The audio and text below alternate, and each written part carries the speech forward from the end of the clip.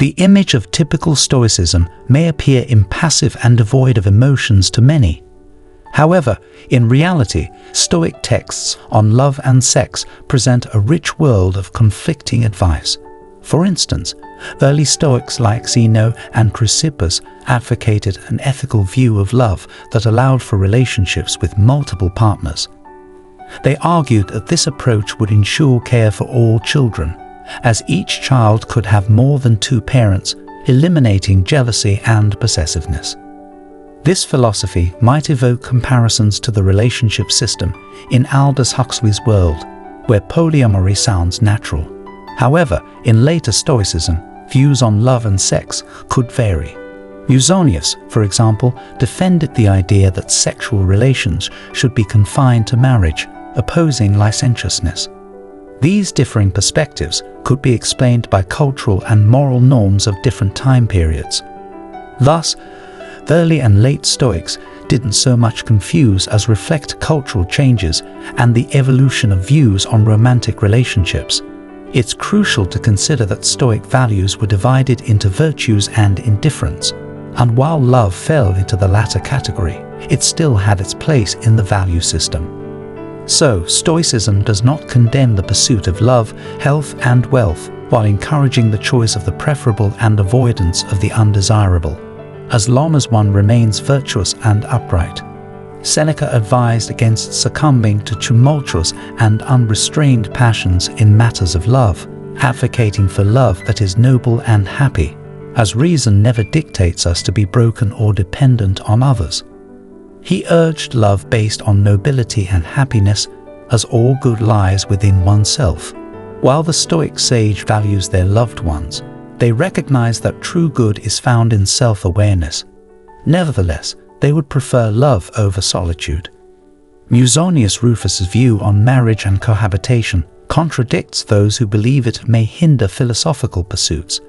Musonius points to examples like Socrates and Crito, both of whom were married and remained outstanding philosophers. He does not see the importance of the reproductive function, but rather calls for companionship and shared life so that both genders can coexist and thrive together. Even Marcus Aurelius and Seneca wrote lovingly about their wives, expressing care and joy in raising children, indicating a deep attachment to their loved ones despite the challenges they faced. A prominent Roman Stoic from the Cato family, who challenged even Julius Caesar, clearly felt a deep attachment to your daughter. He asserted that only those capable of distinguishing between good and bad can truly love. This theme was recurrent in his letters, stating that joy comes from those we love, even in their absence, and when they are present, seeing and closely interacting with them brings genuine pleasure.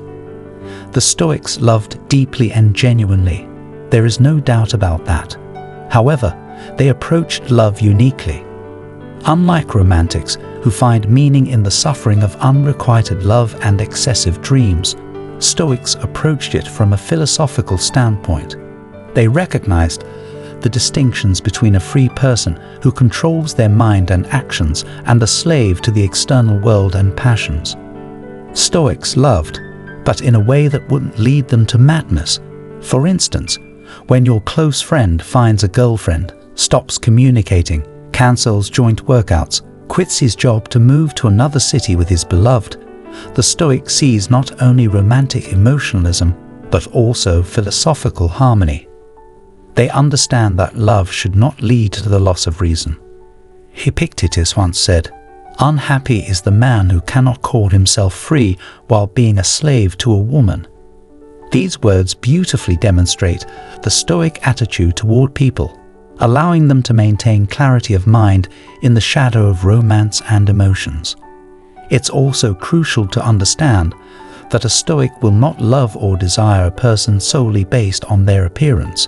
For instance, they won't consider family name or possessions.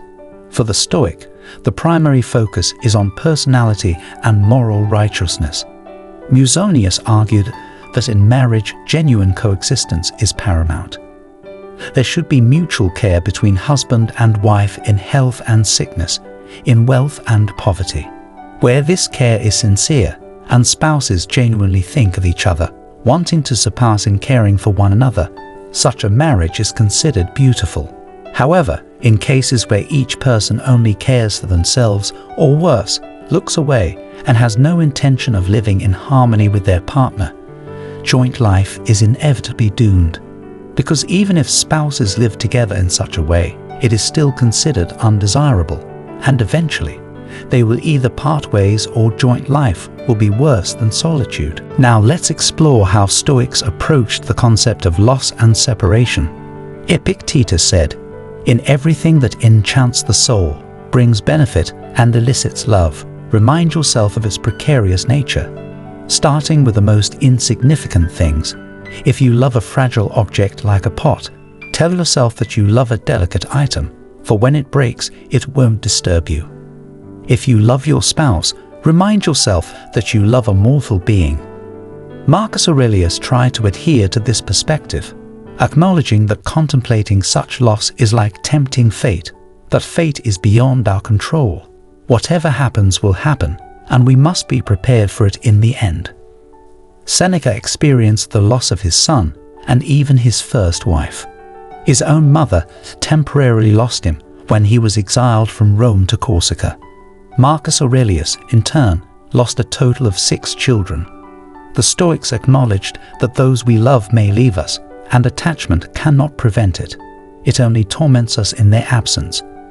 The Stoic advice is to focus on what is within our control, as they would say, even in matters of love. Musonius spoke about marriage, emphasizing the importance of genuine coexistence, mutual care between spouses in health and sickness, wealth and poverty, forms the foundation of a Stoic marital bond. However, the Stoic perspective on love is unique. While they never compromise their philosophical principles, they allow for a broad spectrum of emotional reactions, as long as they are moderate and grounded in proper understanding and judgment. Stoics recognize the mortality of those they love, reminding themselves that love, like everything else, has a limited time. Love is given to us now, but not forever. They draw an analogy to flowers and grapes in the warm season, emphasizing that if one longs for them beyond their season, it is foolish. Stoics are not absolutely impassive, but they can allow themselves a range of emotional responses if they are moderate and based on proper understanding. A Stoic can be described as unemotional, but not apathetic in the modern sense. Stoicism involves being always active and vigilant, not passive, and not allowing oneself to be disturbed or manipulated. Love for Stoics is tempered with the awareness of the potential loss or betrayal, along with the realization that our own feelings may change over time. Armed with this philosophical armor, a Stoic can return to the battlefield of love as a general with a cool head and a strategic plan. Among the historical precepts that Stoics carry, there is clearly an antidote to romantic excess. They are ready to love, but this time without losing their reason. This sums up the Stoic approach to love: rational, strategic, and fortified against the romantic extravagance.